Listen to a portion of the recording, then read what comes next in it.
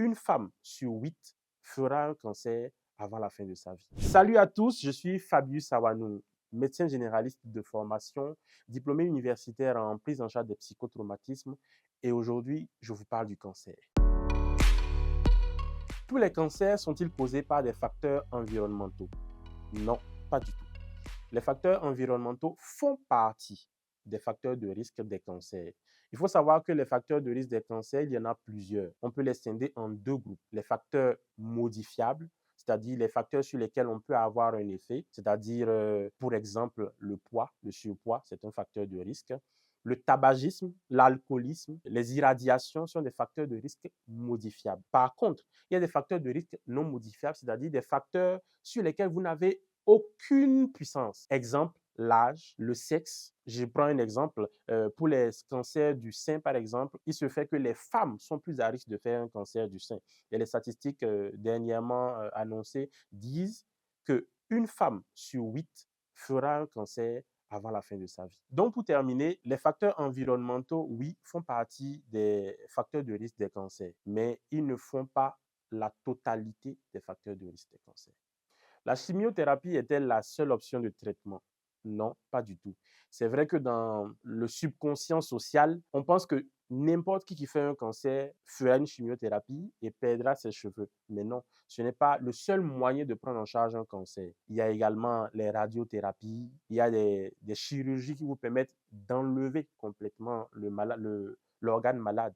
Donc, il y a tellement de techniques qu'on peut utiliser. La chimiothérapie fait partie de ces techniques. La chimiothérapie, la plupart du temps, crée ce qu'on appelle une alopécie, c'est-à-dire une perte des cheveux. Donc, la plupart du temps, une personne en train de faire une chimiothérapie perd des cheveux. Et le fait que le cancer crée, lors de la chimioprophylaxie, une alopécie, c'est-à-dire une chute des cheveux, il y en a qui préfèrent se raser la tête carrément, parce que la plupart du temps, ce n'est pas très beau à voir.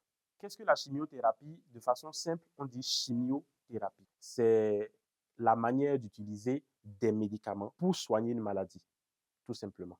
Les dépistages précoces peuvent-ils réduire les risques de cancer? Non, pas du tout. Parce que lorsque vous avez un cancer, vous l'avez. Le dépistage, lorsqu'on le fait et qu'on découvre le cancer, c'est que vous l'avez déjà.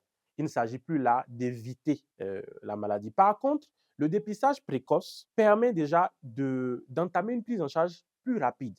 Ça vous permet d'éviter de dépenser énormément lors de la prise en charge et ça vous permet également d'avoir beaucoup plus de chances de guérir parce qu'il est dit que le cancer qui a été découvert à la phase initiale vous permet, lorsqu'il est découvert et qu'il est pris en charge rapidement, de guérir plus rapidement. Les habitudes de vie, c'est-à-dire l'alimentation, les exercices, influencent-elles le risque de cancer?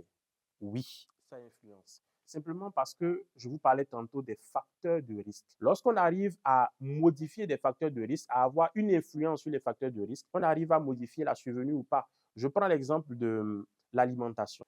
Lorsque vous réglementez votre alimentation et que, par exemple, vous évitez de manger trop gras, ça vous évite d'être obèse, donc d'avoir un surpoids. Le surpoids qui est un facteur de risque de survenue de cancer. Je prends également les exercices physiques. Il y a un scientifique du nom de Kebrat qui disait que faire 30 minutes d'exercice physique 5 fois par semaine vous permettrait de réduire de 20 à 30% le risque d'un cancer. Et ça s'explique facilement. Lorsque vous faites du sport, ça veut dire que vous libérez, vous régularisez vos hormones, vous évitez le surpoids, donc vous luttez contre les facteurs de risque modifiables et donc vous luttez contre le cancer. Est-ce que le taux de cancer chez les hommes est aussi élevé au Burkina Faso? Non, ce n'est pas plus élevé que les statistiques mondiales, simplement parce que les femmes sont plus à risque. Et je pense entre 90 et 99% des cancers du sein sont faits, ou du moins surviennent chez des femmes. Les 1% qui restent, la plupart du temps, ce sont des hommes. Et là, je dis à tous ces hommes que oui, les hommes peuvent faire des cancers du sein. Il faut dire que les hommes peuvent faire tous les types de cancers. Mais la plupart du temps, chez les hommes, nous retrouvons la plupart du temps les cancers de la prostate. Et ça survient lorsque l'âge est en train d'être avancé. Et la plupart du temps, c'est ça. Il y a beaucoup d'autres cancers qu'on peut avoir, mais on retrouve beaucoup plus les cancers de la prostate chez les hommes.